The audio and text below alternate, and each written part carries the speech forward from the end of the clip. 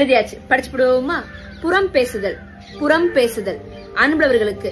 அது என்ன நீ புறம் பேசுறது? அதுதான் இப்ப இந்த முதுகுக்கு பின்னாடி பேச கிடப்பாங்கல்ல, அந்த மாட்டுக்கு தான்.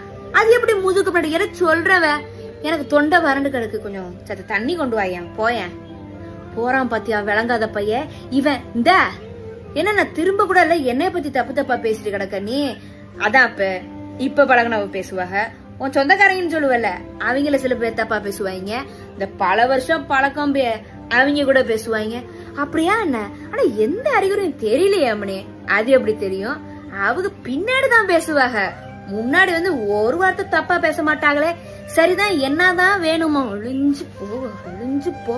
ஏ யார சொல்ற நீனு?